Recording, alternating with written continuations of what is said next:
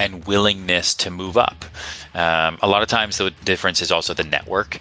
Like I said, if you are surrounded by people that can buy and sell $10 million apartments, you are then going to be the person who buys and sells $10 million apartments. If you surround yourself with people who can rent $2,000 a month apartments and need $2,000 a month spaces and then have $2,000 a month problems, you are going to be a product of the people you surround yourself, right? You are the people you keep. Today, I want to jump in on a conversation between Jordan Paris and Ryan Serhant. And we've talked about Ryan, his book. He's got $1 million listing. Real charismatic guy. I love watching him on YouTube. He's just got great energy about him, man. And it's a conversation that he and Jordan had on Jordan's podcast, Growth Mindset University. And I'll put the link to the show in the show notes. I urge you to check that podcast out. It's a really good podcast. And it's about hanging and investing your time with the right people. What would you say is like the difference between an agent that sells, $2,000 a month like rentals versus an agent that sells $10 million listings? What's like the main difference? Honestly, the main difference is experience. And willingness to move up.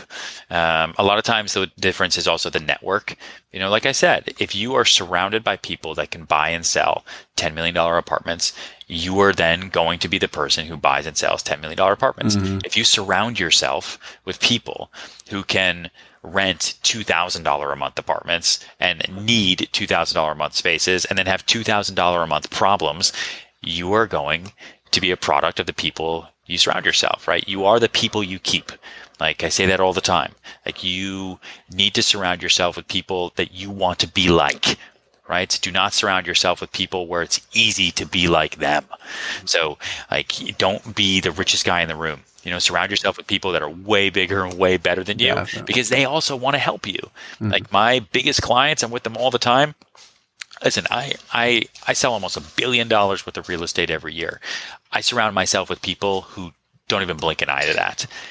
They are major players and they want to help me. They're like, yeah, Ryan, you're good, right? You can sell this. It's a building for $200 million. You want to do it? Sure. Yeah. Great.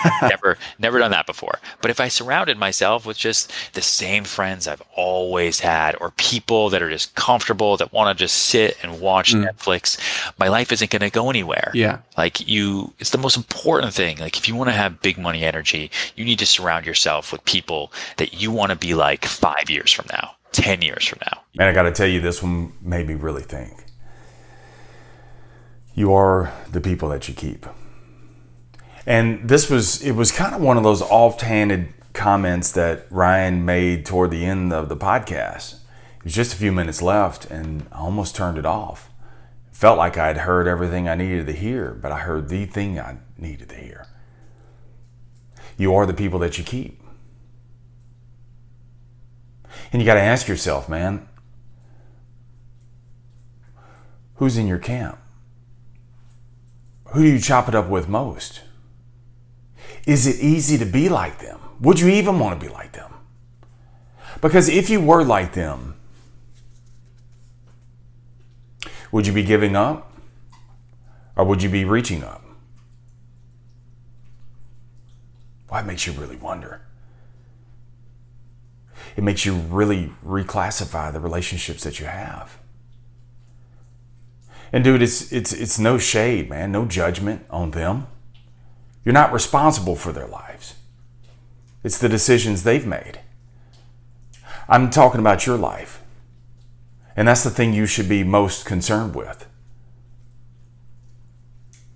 And I get the fact, bro, y'all been together since middle school. Y'all have known each other your whole life. Y'all been through some really thick and thin things. And here y'all are still together. But let me ask you this, man. Do they have somewhere higher to be like you? Because if y'all all started on the same plane, or even if they were a little behind or a little ahead, do they have someplace bigger to be?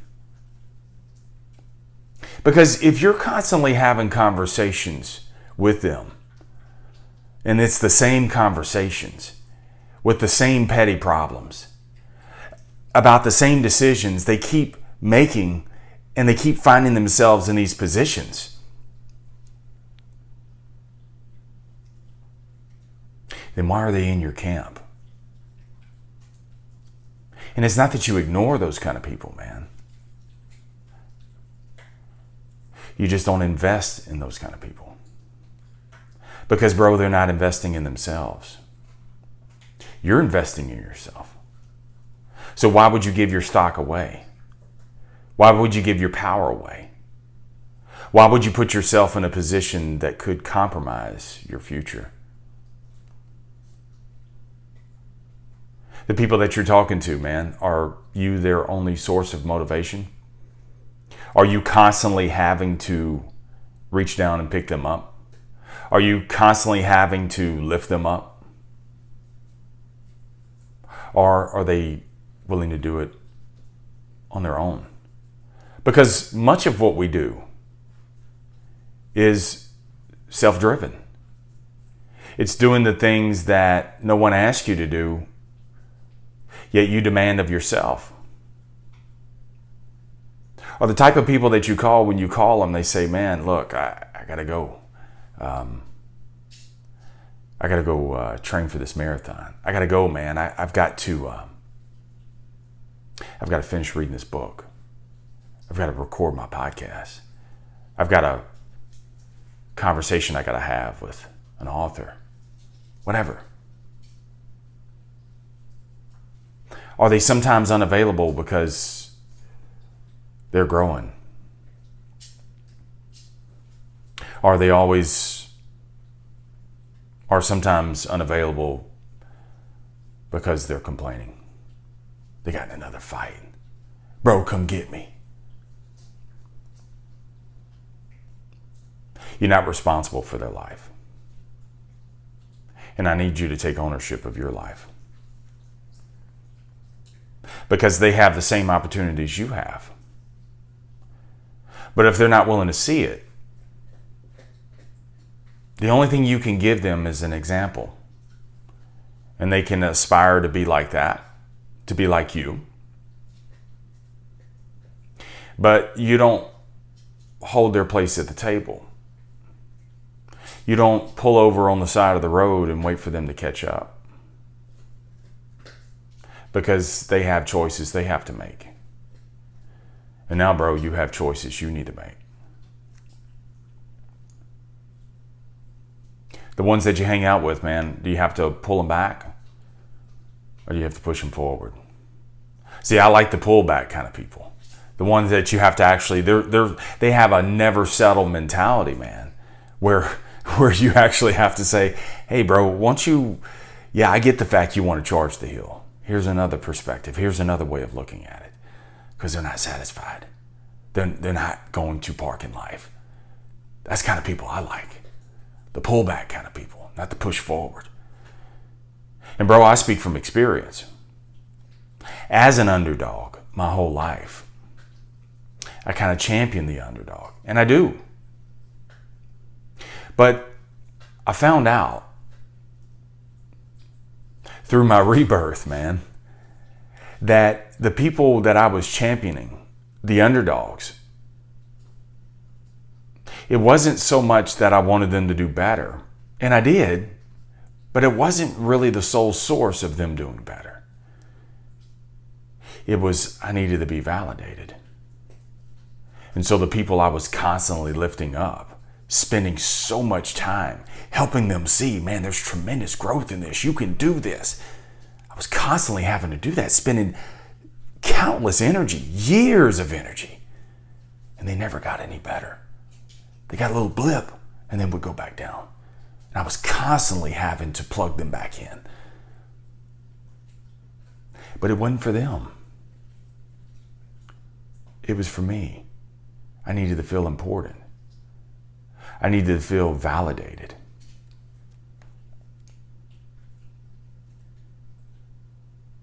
Dude, the people that you're hanging out with, man, what kind of problems do they have? They got $10 million problems or $2,000 problems? Do they always gripe about the light bill and the government? Or do they have big problems? Productive problems, though, man. I'm not saying big problems as, I got 7 baby mamas, man. I'm talking about productive problems. I don't know which property to buy yet.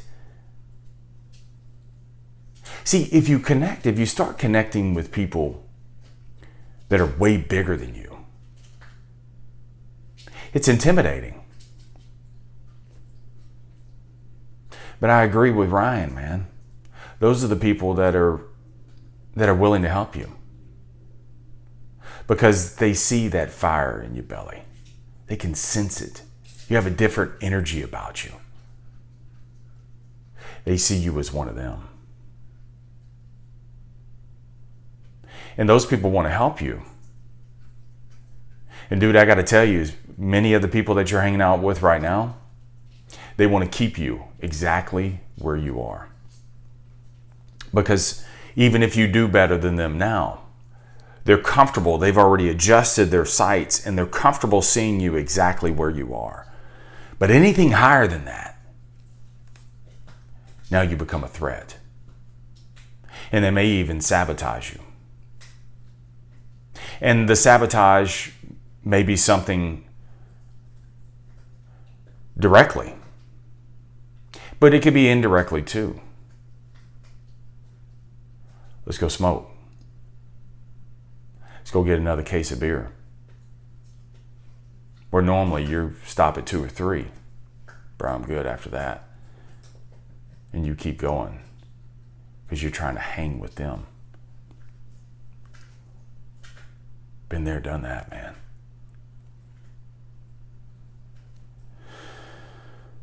Those kind of people want to keep you down.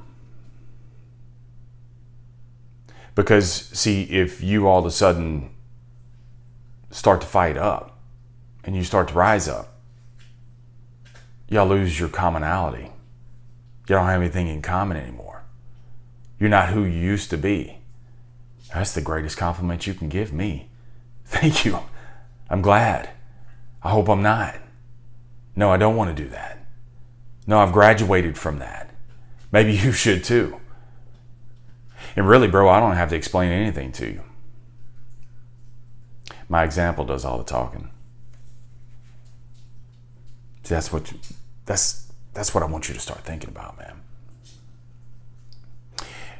You have to start building your way into 5 or 10 years from now, people. And this conversation really got me to thinking. I need some future friends. Some 5 year from now friends. I'm not even worthy of being in the same room with them right now. But I can earn my way in there. I dress like them. I talk like them. I speak like them. I think like them. I invest in myself like them. And it doesn't mean I hang dollar for dollar. No, but I hang energy for energy. What Ryan calls that big money energy. I just say big energy. Money is a great thing. What kind of energy are you hanging out with? Big energy, productive energy, upwards energy, 10 years from now energy. See, you've got to earn your way into those people.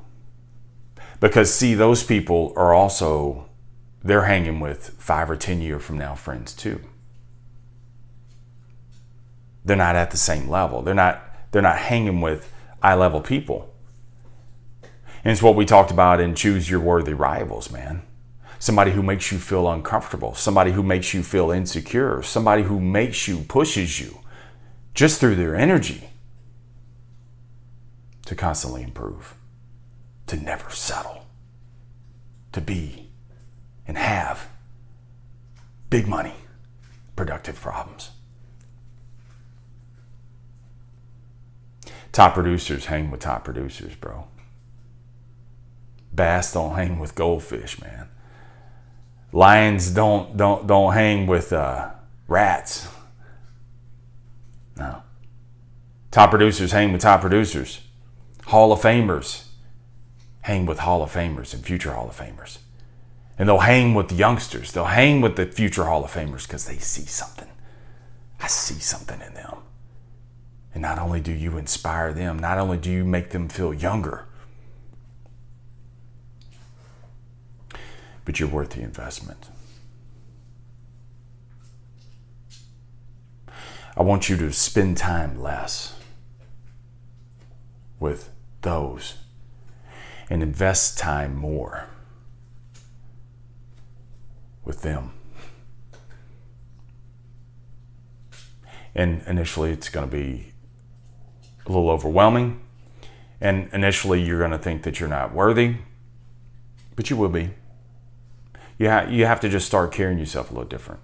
You have to start communicating different. And you got to show yourself approved. And I'm telling you, man, if you start thinking this way, and you start carrying yourself this way, and you start speaking this way, the connection is going to come right to you.